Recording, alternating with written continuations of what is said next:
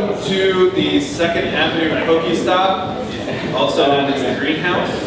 My name is Sean Kennedy. I'm an organizer for 1 Million Cups. How many of you guys have been to 1 Million Cups before?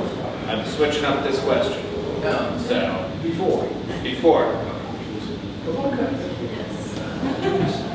Excellent. For those of you not raising your hands, this is a weekly startup event where entrepreneurs from the community come up here and tell you about the cool things they're building right here in Tampa Bay. They'll be up here, they talk for about 6 minutes. Then there's 20 minutes of Q&A from you guys. This is the opportunity to ask questions, seek clarification, but most importantly, think through the connections you can make for the entrepreneurs up here to help them grow those businesses, create megabucks, tons of jobs, and hopefully hire us all one day for fabulous 6-figure positions. Our sponsor, as always, Kawa Coffee, without whom you guys, let's be honest, it's the coffee that brings you in, and the leader of repartee. Along with me as an organizer is Marianne, JJ, and then in absentia, Chris and Danielle. Carly sets everything up. She does the weekly emails, which if you are not getting, you can sign up for over by the door there. There is a sign-in sheet. Lex is in the back filming as always. You guys probably don't notice her because she's behind the camera, but she does yeoman's work. We appreciate that. And what am I missing? You know, Andrea's out there. She's great. You see her when you first come in. We love Andrea. Elodie. Elodie also helps us set up in the morning. Thank you, Elodie. We appreciate that. I'm not killing time, I swear. I will, however, turn it over to the founder of Startups.co, our presenter this morning, Ryan and Tammy.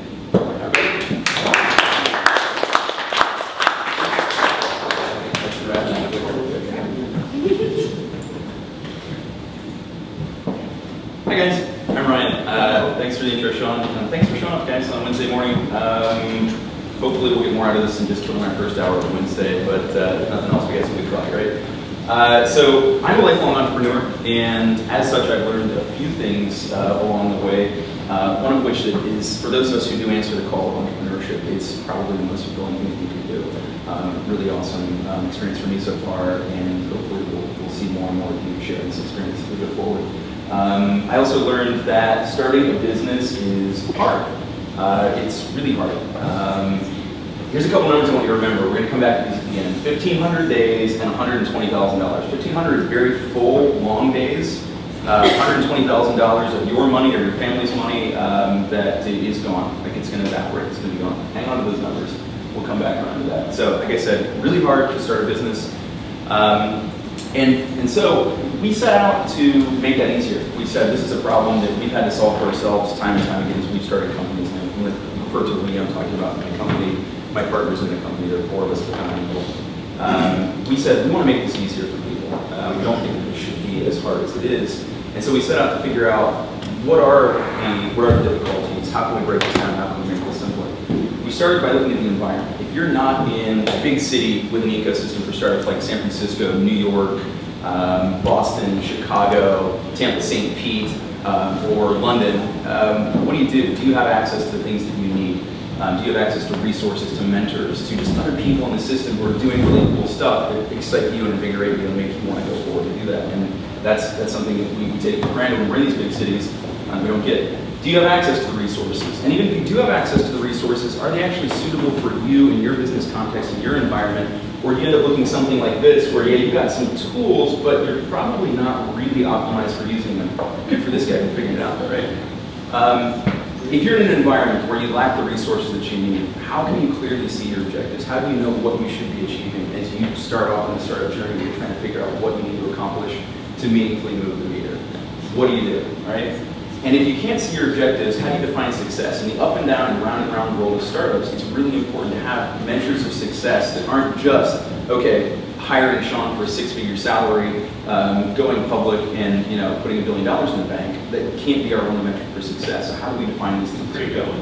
What's that? I'll be honest, it's where we're focused right now. Unfortunately, it's a much bigger problem than I thought it would be. So for keeping score, this is kind of where we're at from an availability of resources and clarity for startup companies. That's pretty abysmal. And so we said this is a real problem, and we faced ourselves, we want to solve this problem. So how big of a problem is this? I estimate there to be about 50 million startup ideas on an annual basis globally. These aren't just things like, oh, tweeted, what if this existed? These are meaningful ideas that get some level of traction. Somebody commits to these in some small way. There's about 50 million of them start on an annual basis, not start, or conceive. Around 6 million go on to actually start in a meaningful way. Right? So this means that somebody registered a company, created a website, ran a crowdfunding campaign, hired somebody, did something that memorializes this thing in a more meaningful way and makes it somehow kind of real. And so we said that's a big enough problem, it's worth tackling. This is something that we love and we care about, let's do this.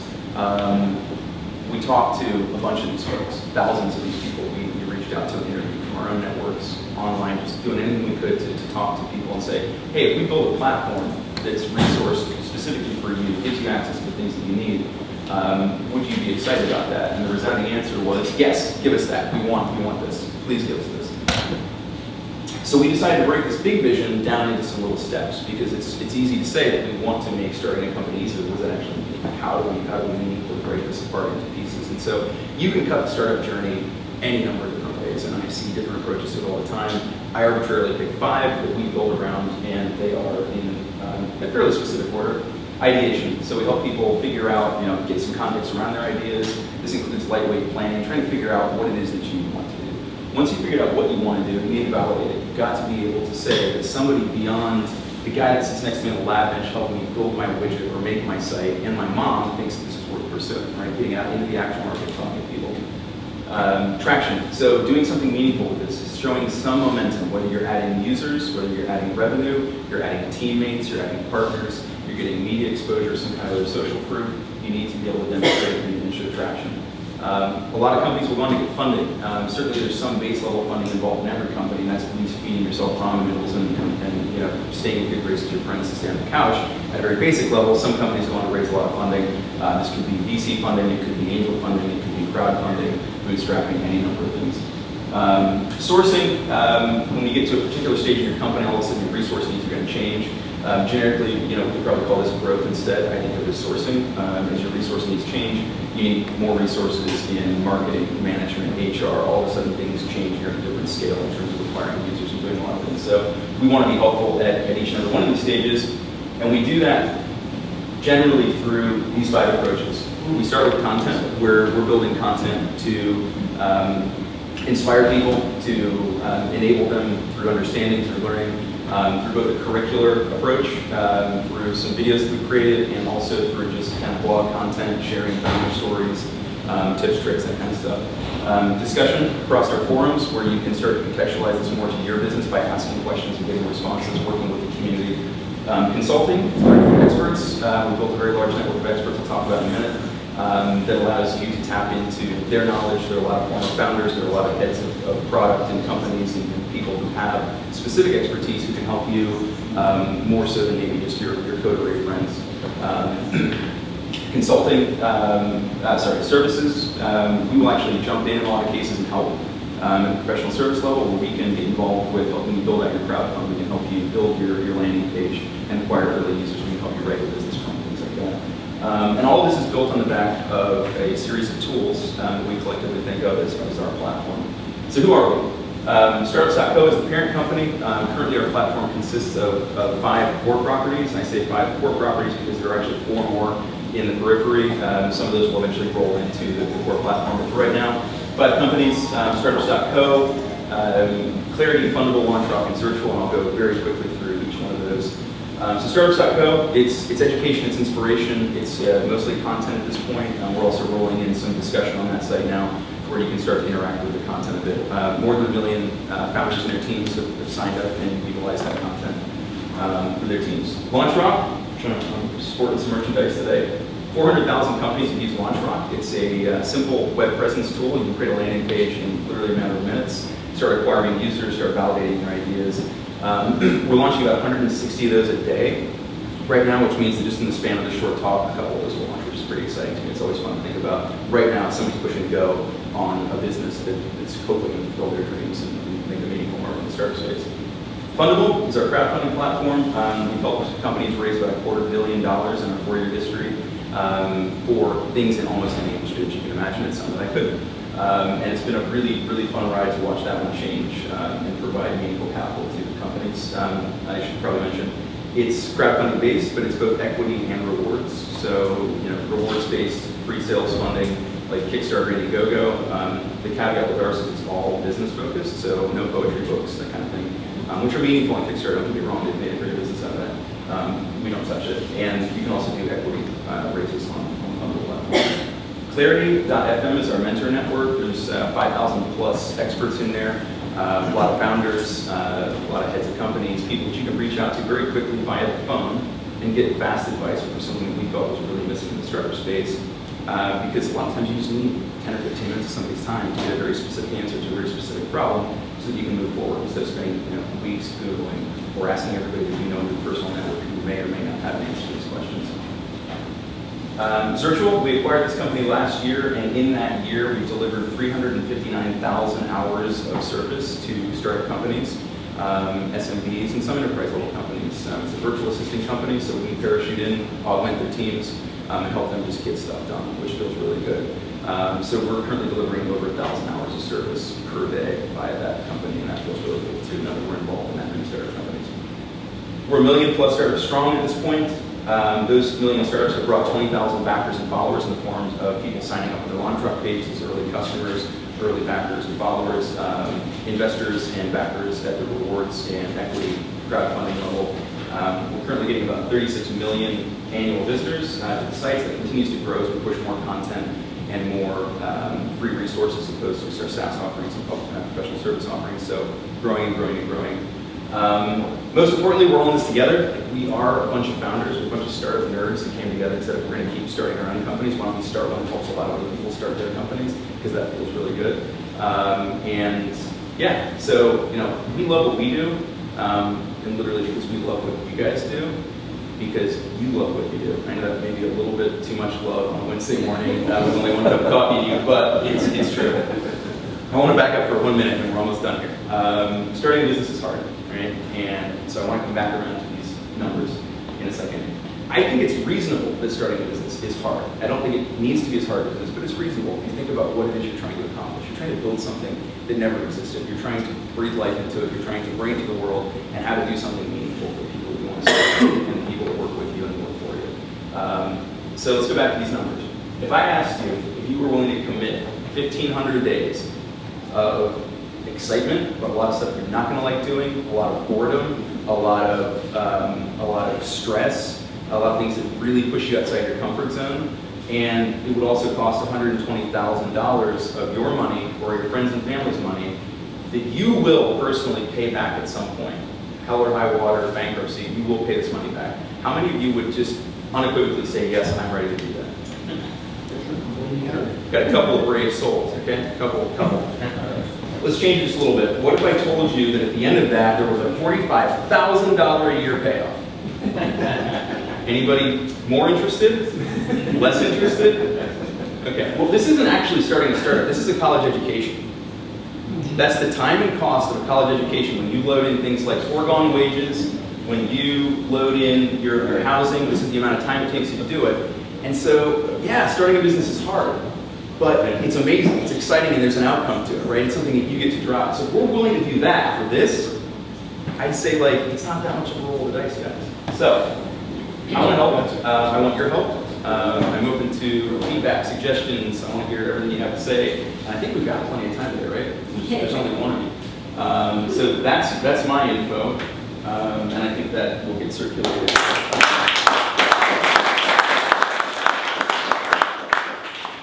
I'm sure we're all interested in the personality of your organization. How many nerds have equity in your group or are employed?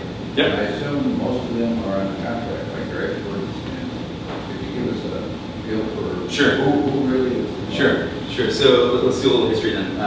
5 years ago, it was 4 guys in a room with a whiteboard and too much caffeine and today, at our last payroll process, for about 190 people.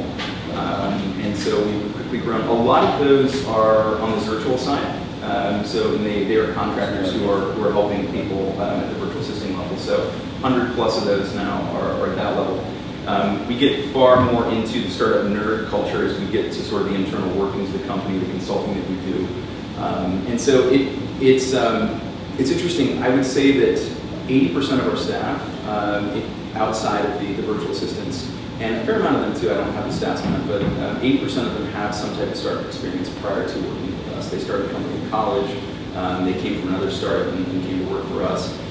We've acquired 5 companies in the last 18 months, and so a fair number of them were working with those startup companies when we bought them, and are now working for us. I feel like I missed part of your question. Well, so I think a lot of us would be interested. So when you all sit around and make decisions, policy decisions, who's in that room or on the room, whatever?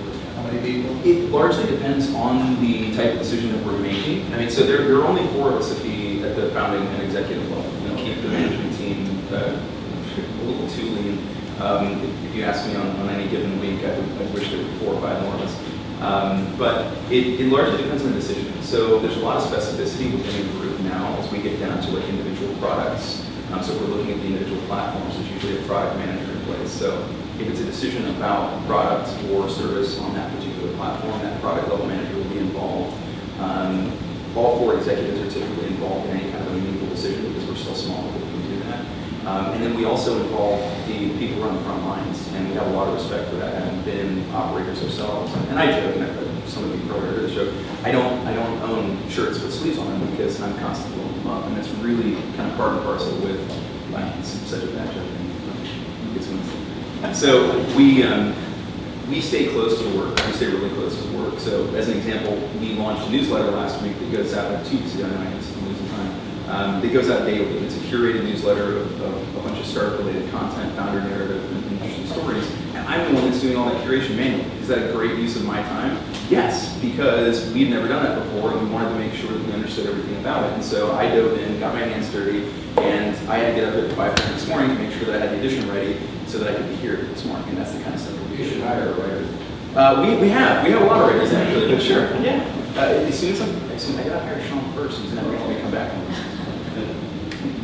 What metrics do you use to measure success for your clients, and sort of tell us a little bit about the ROI that's involved in your work for your clients? And then third piece of that is how long do you stay with them? Do you stay with them until a certain point when they reach some kind of milestone, or Sure. what? Yeah. Let me answer that. Okay. So we start with the last one. We are trying to stay with them as long as we can. So when we started this company 5 years ago, we were specific to crowdfunding, but we knew from the minute we started that we wanted to plant other flags both before and after the funding stage.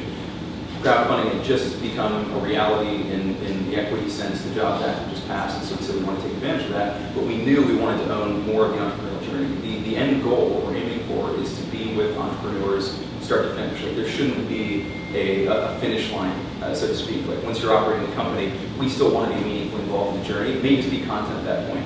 It can certainly always be through clarity and expertise and stuff like that, where we're still contributing.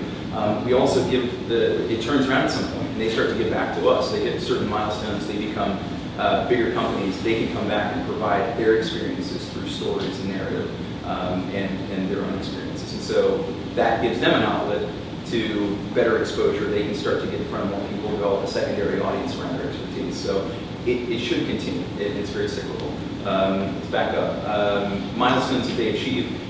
Based on the way the properties break out now, there are certain milestones they can achieve. Like if they start with fundable and they achieve funding, then that's sort of start and stop for working with fundable, but then that kicks off work with other units like clarity to determine how are we going to build a product that we just raise money for, how are we going to structure the next 15 hires, where are we going to find those people. And so often the case when we stop one milestone ends a particular project with one of our properties, it'll kick off work with another.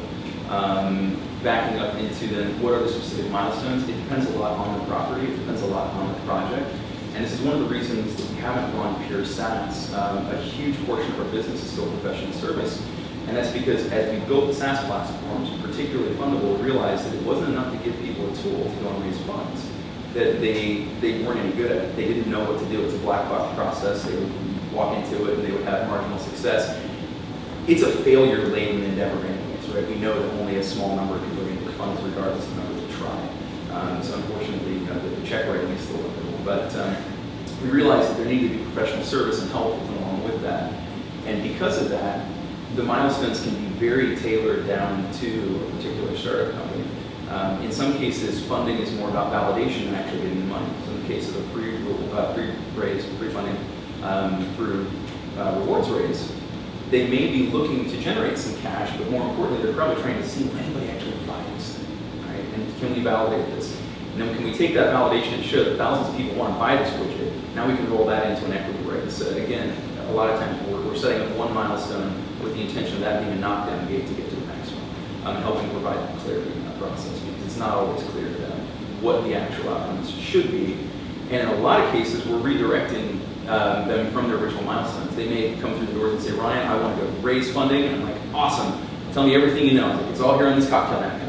All right, we're probably not quite ready to raise funds yet. So let's back up. Let's flesh out the idea. Let's build an audience for it through LaunchRock. Let's acquire some early users. Let's acquire some customers. So it's a horrible answer, but it depends. Yeah. And then fee structure and ROI, anything on that? Fee structure for us, For your so services, right. SaaS is typically a monthly subscription. It's a little bit different per property, so Clarity is by minute billing. So if I pick up the phone, I want to talk to you and ask you a lot of questions about what you know. It's going to bill me per minute. You're going to get a payout at the end of that. The experts take 85% of that payout home. Clarity keeps 15%, which basically covers my telephone processing costs and so forth. So some of them are like that's fee per minute. LaunchRock has a free component, has a paid service if you want to be able to do custom domain or warehouse more than 1,000 emails in there. It's a monthly subscription of $10. Fundable is $179. So SaaS are basically all subscription, rollover subscription services. Professional services are fee for service, they're project based. And ROI, my mileage varies product to product. Like I said, Clarity is one of my favorite properties. It makes us very little money because most of the revenue flows through the experts, but it augments our network in a way that was unimaginable to us in terms of the value that it provides to users, their ability to move forward, their ability to use our products better because they're getting advice from third parties on how to do that, which is pretty great. What's the average amount of funding that a startup looks for? Totally depends. So I think our average closed equity raise is somewhere in the neighborhood of $350,000 now. Average rewards raise, successful rewards raise, is somewhere around $15,000. What's interesting is there are also some really kind of hard lines around what the average unsuccessful raises are. But it mostly has to do with getting started. Like it's pretty interesting. They tend to either hit their goals or end up with almost $0. So it's really about that early traction momentum. And as I was saying in the previous question, a lot of times they'll come in with a particular number in mind. Like, all right, Ryan, all I need to get this thing off the ground is $10 million. Well, what the hell is it? Because that's a lot of money to get something off the ground. So we'll dig into that and we'll say, like, well, how can we break that down? Like, I need to fill this room with chairs. Awesome. Let's start with one chair and see if anybody sit in it. Let's break it down into a meaningful milestone and tell me what cash is required to do that. Just very first step. Let's validate. Let's get you to that stage. Even if it's a proxy for what we want to build in the end. If you want to be standing in front of a room full of people talking to all of them, let's see if we can get one person in the room, have a meaningful conversation with them, see if it moves the meter. Let's validate the heck out of it. And then let's talk about $10 million. Let's talk about what can you do with $10,000 first. Hi. What are some of the most common mistakes you see companies making early on? It's getting ahead of themselves. I think in a lot of cases, it's not doing enough validation up front. It's proceeding with an idea against a lot of empirical evidence. In a lot of cases, because they don't have that empirical evidence, but it's there for the taking. They haven't gone out and asked people. They haven't looked to validate the idea. They jump in with both feet before they even make sure there's water in the pool. And it leads to disaster in a lot of cases. So I think that in most of the work that I do, and I do a lot of one-on-one consulting with startup companies, most of it is geared towards proper validation at an early stage. The problems change as the companies grow, right? So contextually, the targets are going to move, the types of mistakes they make are going to change over time as you get to be a bigger company, as you start to do more things. Like mistakes can happen just about anywhere. I would say that generally speaking, though, you can rationalize it down to validating across the board. Because even if we're a later stage company and we're deciding, hey, we do want to go raise a Series A now, we've had a successful seed round, we want to go raise some more money to do this with it. Did they validate the need for that fund? Did they think through everything it's going to do for us? And you can kind of always bring it back to validation of the idea and making sure that you're fully vetting that against the opportunity. You're always going to have limited resources. You're always going to have limited time and money. And so making sure that the very next step you take is the appropriate one. Doing the startup dance, it's a very choreographed, very specific, type of set of moves. If you get any of them out of order, you can create chaos and disaster. Not always irrecoverable, but it can certainly slow things down. What are some of your greatest success stories?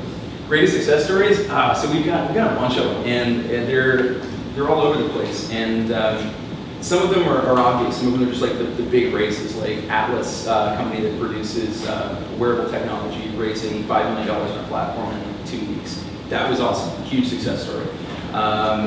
Jess Matthews, who was a really, really interesting entrepreneur out of Harvard, kind of pulled herself up by the straps of her boots, got herself through college, networked like crazy, found some really good friends, created a cool company whereby you kick a soccer ball and it generates electricity so that you can charge things like lights and cell phones in third world countries where they don't have access to a power grid.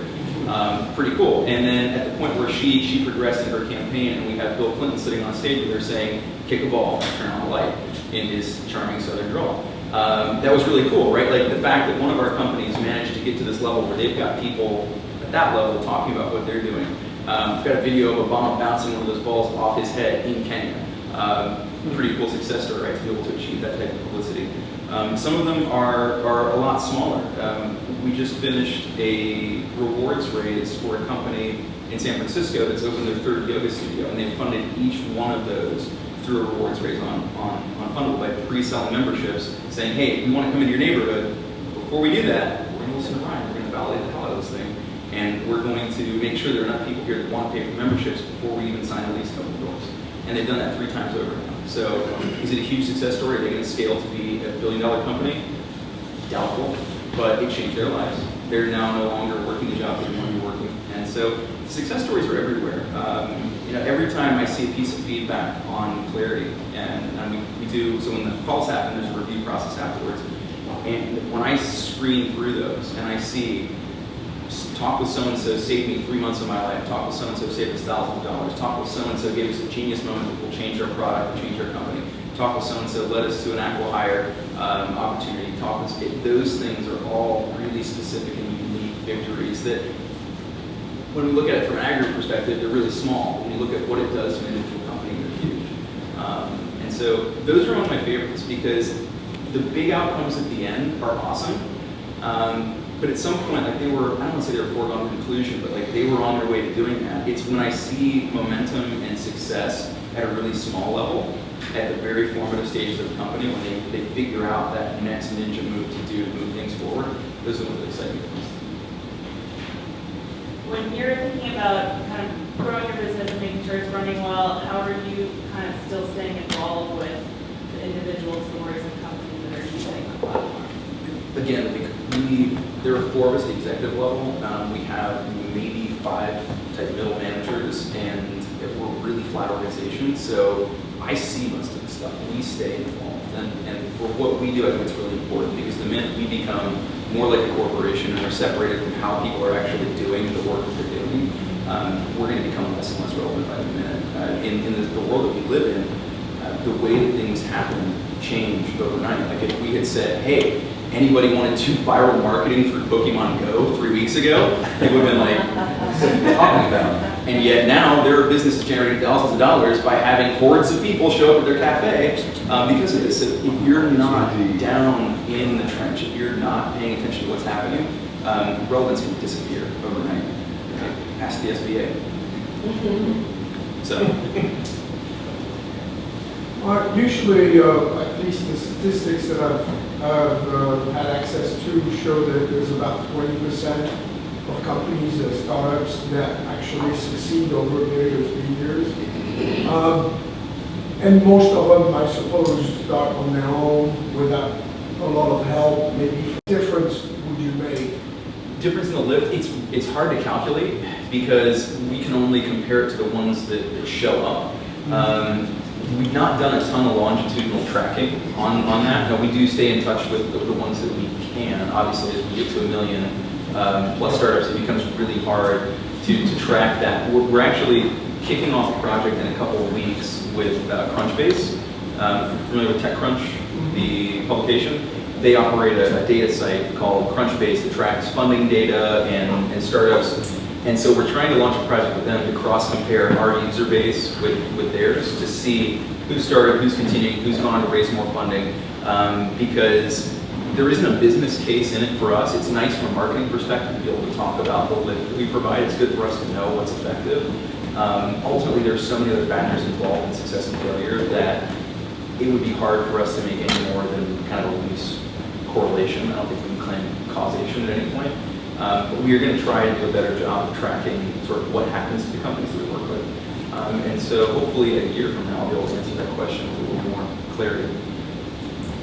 Do you have nonprofit organizations that are started through your help? We do. So one of the biggest use cases for Zirtual at this point has been nonprofit companies. In a lot of cases, their hands are tied from a staffing perspective. They can't bring on overhead that's continuous. They can't hire somebody, particularly in states like California, where you also have the largest population of nonprofits in the world. Their labor laws are such that it's a huge risk to bring on overheads because you get to unwind that. It's very unwieldy.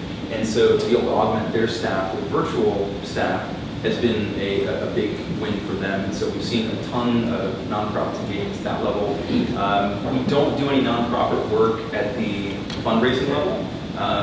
We're geared towards for-profits there. The caveat would be they could do a rewards raise.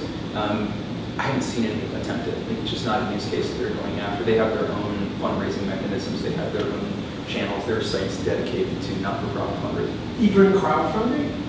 So, crowdfunding, in the sense that we try to stay focused on business, our terms of service say, like, if you're not a for-profit business, don't come here. And the reason for that isn't that it wouldn't work for them, because it's largely a self-driven process, right? It's what you put into it. If I go on there as a not-for-profit and I slip through the cracks, could I drive success for myself? Absolutely. But there are other platforms that are geared for that. And the reason we don't want them on ours is that it dilutes the population that we want investors showing up to look at. Yeah. On funding, can you rank your funding sources for us in terms of percentage of available cash for your startups? Against the type? We work strictly with self-accredited angel investors. So now there is representation from angel groups, there is representation from venture capital in there, but they all come in as individuals. So there isn't a discrepancy. There isn't we don't draw a distinction between funding sources in that way. So you have to register as a self-accredited angel investor. Yeah, as a private investor. And the other important note there is that none of the closing happens online at this point. That would put an interesting set of handcuffs on us if we have to go broker-dealer. And we become fiduciary at that point. We can no longer advise the startups in the way that we do now. Right. And so we've intentionally avoided that to the tune of a fair amount of revenue. 8% of that $250 million would have been a nice take-home. On the other hand, our brand was grown in a very different way, and I don't know that we would achieve that level of funding. But they can get funding on their own elsewhere, can't they, outside? Yes, of course. yes. Yep. So at the end of the day, what Fundable does for an equity raise is give you a marketing platform. And so we do see offline investments come through. We've seen a lot of people finish out rounds or oversubscribe rounds. We've had at least 2 companies that I can think of in the last quarter that were either right at the finish line with their raise or already slightly oversubscribed that came on and said, look, the terms that we have right now are really favorable. We like them. We will continue to take cash at this valuation. And so they've gone ahead and oversubscribed. One of them to the tune of 50% oversubscription. So they went from $1 million original goal to 1.5. The other one wasn't quite that much. I think they went 300,000 over a $2 million goal. Yeah, it's fun to watch. Yeah. Cool. Nobody sends me envelopes full of cash and thank yous, so I can't figure it out. I'm thinking, if I keep smiling, they'll do that. Would your platform be ideal for someone who wants to start a business for, say, like lifestyle, but not for scaling and growth? Sure. Yeah, and so this is one of the important distinctions that we made as we started to build this thing. It was sort of who we're building it for, who we're not building it for. If we look at and I'll create something, they're arbitrary polls, like this isn't necessarily 100% accurate. On one hand, let's look all the way to the left, like the hardcore tech. I'm in San Francisco, I'm probably a Y Combinator class company, and that's not really, like they're reading long-form Paul Graham essays and spending time on office hours, like that's not really our core customer. They have an ecosystem, they have tools, they have resources, they have people around them to help them. On the other hand, if you're flipping to the back of Forbes magazine to look for the franchise opportunities section, also not our guy or gal, right? That's not the type of person we're looking to work with because it's probably not the right kind of business to scale on our platform. So we have more of a tech bent to us. It's what we understand better than like a Main Street business. That said, a lot of us have run Main Street businesses. I owned a cafe at one point in my life. It was really fulfilling. It was an amazing business. And I sold it, which apparently doesn't happen very often, which is cool. So it works for people who are going to do what we would call Main Street 2.0. So if you're going to use social as a mechanism of engagement, if you're the kind of cafe owner who's thinking like, how can I get Pokemon Go users in my store today? That's the kind of user that we can work with. That's the kind of person that we can help scale, but scale within the context of their business. Scale to me doesn't mean I've become a $20 million organization. There's only a few multi-billion-dollar cafes in the world, right? Both. So yes, it does work for all different types of businesses. If you're trying to start an accounting consultancy in a business park somewhere, and you're going to work from a book of business you brought from an insurance company that you left, also probably not the right fit.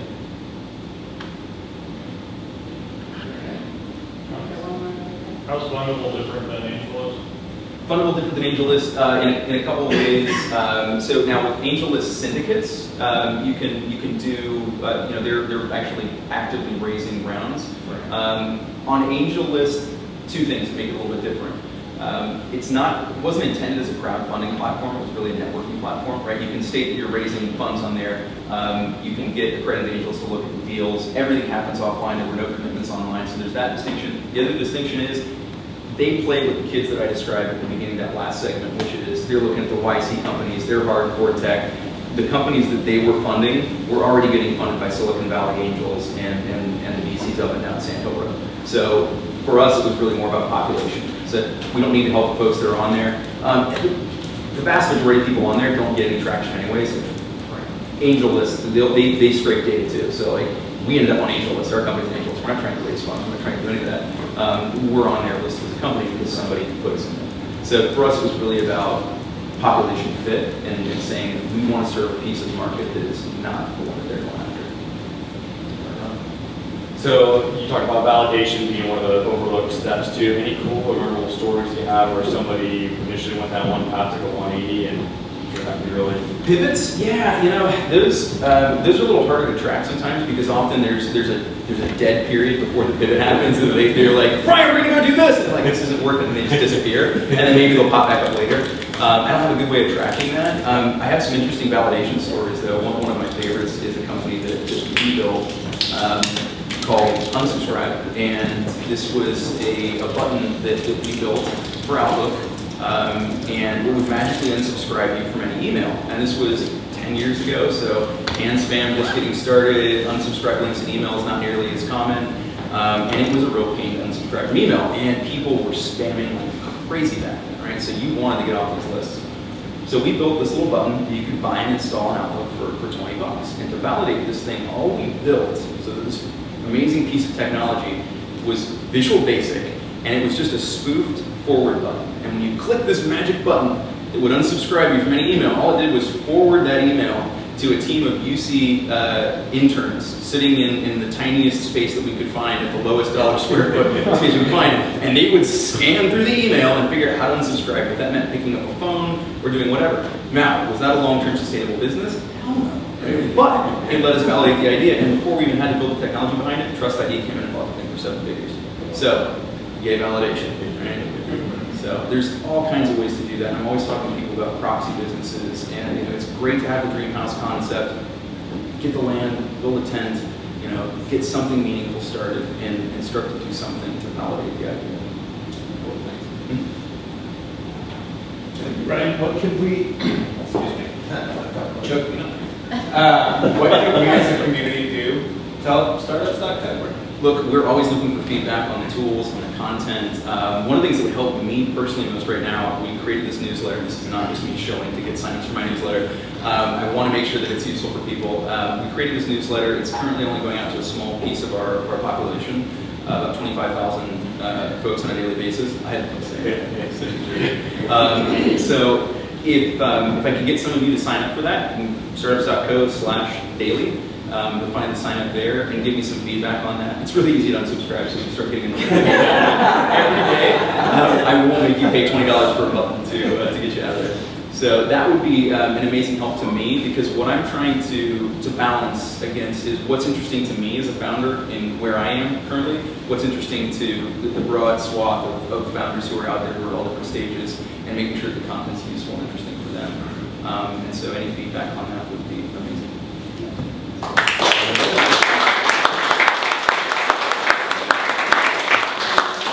That was great, thank you, Ryan. So we have our events as usual. If you're signed up for the email, you'll get more details about all those events. Of course, Iron Yard's coding cohort starting next week, Startup Exchange. Past Presenter Sale Futures got a party coming up this week, and then our Good Burger Awards coming up September 1st. Those are all cool things. So when organizers, when we talk, we text each other, planning who's going to come present, who's going to go pick up the coffee, things like that. And as we were kind of texting this week, we learned something really interesting about one of our organizers, which is that JJ, who is very quiet, maybe you don't notice his shirts are very loud, but he's very quiet. JJ is an author. JJ wrote a young adult book that is coming out in the next month or so. JJ, would you come up here and tell us about what you wrote? John and Marianne are gracious enough to let me make this announcement. Danielle and Chris, since they're not here, don't have a say. So anyway, about 7 years ago, I started writing this book. I was doing a lot of international travel and just got interested. It's based on some science and a lot of imagination. And so it involves a little boy, he's 12 years old, ADHD, smart, athletic, trying to figure out the world. He starts having these dreams and he starts having these visions, and he doesn't quite know how to handle them. He doesn't know what's going on. He's afraid he's sick. He ends up traveling back in time in one of his dreams and become very realistic, and he finds out that he's involved with the Mayan civilization, and he needs to save the world. And what we also find out, based on my science, is that Mars actually shifted in orbit, and the Martians came here. It's part of the Nazca lines in South America. It's part of Teotihuacan and the Mayan civilization with the planets. I mean, there's a lot of science that's based on this, and so the Martians have a conflict of helping civilization or not helping civilization, and they're fighting not fighting, but arguing amongst themselves to take control of the Earthlings or to let them develop on their own. And Zach, my little hero boy, goes back in time to help save everything, and he ends up working with a 12-year-old little Martian boy. And they just go through the whole process, and the problem Zach has is he doesn't have a clue as to how to do anything, because the traits that he has gained skips generations. And so he's just stuck, and he ends up in these places, and he's a 12-year-old, and he's making mistakes, and he's doing stupid things, and all of a sudden he worries about his parents, and boy, if I make a mistake when I'm traveling in the past, then my parents could be gone. So he just struggles through life. He struggles in the present day with paying attention in class. He struggles in the past day with making good decisions. And fortunately, he ends up saving the world, and we can continue to have 1 million cups. But Simon & Schuster is publishing it. Should be out in August. I'm starting a second book, so it went pretty well. It was a real struggle to move forward to this point. That's 7 years. So anyway, that's it. I hope when it comes out, that you guys. What's the title? What's the title? Pardon? What's The Other World. The Other I World. was going to write it under a pen name, but since I know so many 1 million cups people, I decided to use my name.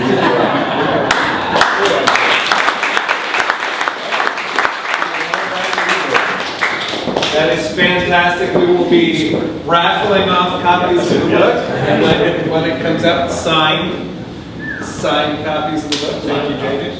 So that's it for this week.